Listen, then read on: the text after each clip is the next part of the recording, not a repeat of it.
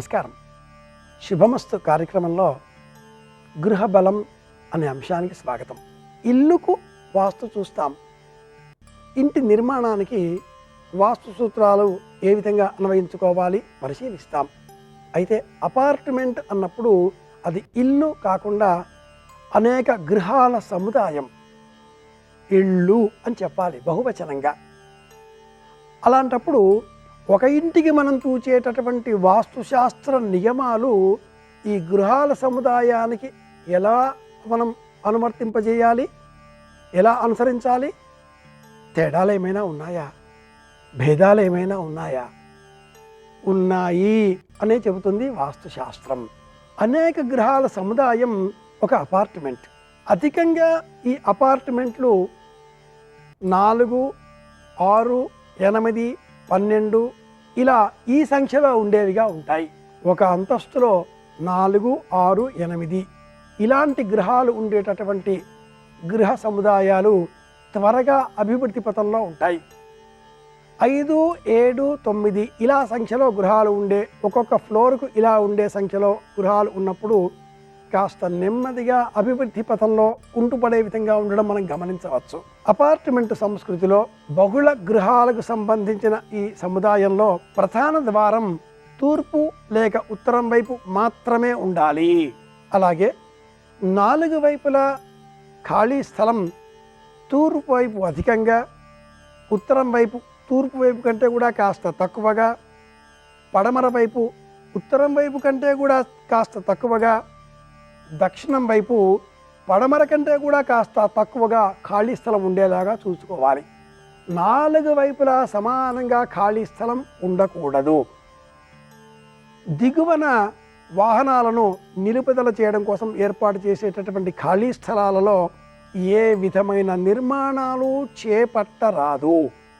అనేక గృహాల సముదాయాలలో, అపార్ట్మెంట్లలో సెల్లార్ అన్న పేరిట నిర్మించేటటువంటి ఈ దిగువన వాహనాలు ఉంచేటటువంటి స్థలాలలో నేటి కాలంలో వ్యాపార అవసరాలకు లోబడి అనేకులు అక్కడ కూడా గృహ నిర్మాణాలు చేస్తున్నారు. అలా సెల్లార్ ప్రాంతంలో నిర్మించిన గృహాలలో ఉండేవారికి ఏ విధమైన అభివృద్ధి ఉండదు. అన్ని గృహాల బరువును వాళ్ళు మోస్తున్నట్టుగా మానసిక భావన కలుగుతుంది. గృహ నిర్మాణాలలో ముఖ్యంగా గమనించవలసిన అంశం, బహుళ అంతస్తుల నిర్మాణాలలో దిగువ భాగంలో స్నానశాల ఏ ప్రాంతంలో ఉంటుందో పై భాగం, ఆ పై భాగం, ఆ పై భాగం అన్నిటా కూడా స్నానశాలలే వచ్చే విధంగా, దిగువ నిర్మాణంలో వంటగది ఏ విధంగా ఉంటుందో ఆ పై నిర్మాణాలలో కూడా వంటగది అదే స్థానంలో ఉండే విధంగా జాగ్రత్త వహించాలి.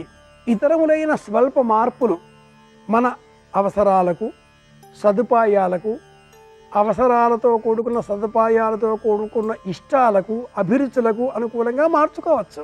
కానీ ప్రాథమికమైన విషయాలలో శయన గృహం నైరుతి, వంటశాల ఆగ్నేయం, అతిథి గృహం ఈశాన్యం, విద్యార్థులకు చదువు కోసం ఏర్పాటు చేసేటటువంటి గది వాయవ్యం, ఈ విషయంలో రాజీ పడకూడదు. అలాగే అనేకులు 3 బెడ్రూమ్ అన్న పేరిట, 3 BHK అన్న పేరిట ఒక నివాస గృహ సముదాయం కొనుగోలు చేసి అందులో నైరుతి దిగ్భాగం శయనగృహం కాబట్టి కుమారుడు కోడలు నివసించడం, వృద్ధులు కాబట్టి తల్లి తండ్రి ఈశాన్యం వైపు కానీ ఉత్తరం వైపు కానీ ఉండే గదిలో నివాసం చేయడం ఇలా గమనిస్తూ ఉంటాం. ఇది దోషం. ఇంటిలో సమస్త ధనాన్ని సంపాదించేది కొడుకే అయినా కూడా ఎవరు వృద్ధులో, ఎవరు వయసులో పెద్దవారో వారు మాత్రమే నైరుతి దిగ్భాగంలో నివసించడానికి అర్హత కలిగి ఉంటారు. ఏ ఇంట్లో అయితే మాస్టర్ బెడ్రూమ్ అన్న పేరిట నైరుతి దిగ్భాగంలో పెద్ద కుమారుడు పెద్ద కోడలు ఉంటూ, వాయవ్య దిగ్భాగంలో తల్లి తండ్రి వృద్ధులకు ఏర్పాటు చేస్తూ, ఉత్తరం దిగ్భాగంలో 2వ కుమారుడు 2వ కోడలు ఇలా నివసిస్తూ సరిగానే ఆనందంగానే ఉంటున్నాం అనుకుంటారో ఆ ఇంట్లో తప్పకుండా అంతర్యుద్ధాలు ప్రతిధ్వనిస్తూ ఉంటాయి. ఇంట్లో వయస్సులో ఎవరు వృద్ధులో ఎవరు పెద్దవారో వారికి మాత్రమే నైరుతి దిగ్భాగంలో నివసించే అధికారాన్ని వాస్తుశాస్త్రం అందించింది. ఆధ్యాత్మిక కోణంలో కూడా గృహప్రవేశం చేసే సమయంలో కూడా ఎవరు ఏ ఇంటి నిర్మాణం చేసినా, కొనుగోలు చేసినా, ఖరీదు చేసినా ఇంటికి సంబంధించిన పెద్దవారు మాత్రమే ఆ ముహూర్త సమయంలో ఇంటిలో ప్రవేశించేటటువంటి యోగ్యత, అర్హత, హక్కు, అధికారం కలిగి ఉంటారు. అలా వారితో ఆ గృహప్రవేశ కార్యక్రమాన్ని చేయిస్తేనే అందరికీ ప్రయోజనకరం, లాభదాయకం. వాస్తుశాస్త్రం అపార్ట్మెంట్ సంస్కృతిని కూడా ప్రతిబింబించేదిగా ఉంటుంది. ఆధునిక వాస్తుశాస్త్ర సరళిని మరింత సూక్ష్మంగా పరిశీలన చేద్దాం. వాస్తుశాస్త్ర ప్రయోజనాలను కుటుంబ ప్రయోజనాలుగా మార్చుకుందాం. అందరి క్షేమాన్ని కోరదాం. సమష్టిగా కలిసి ఉండేటటువంటి ప్రయోజనకరమైన పనులు చేపడదాం. మళ్ళీ కలుసుకుందాం. శ్రీరామ జయం.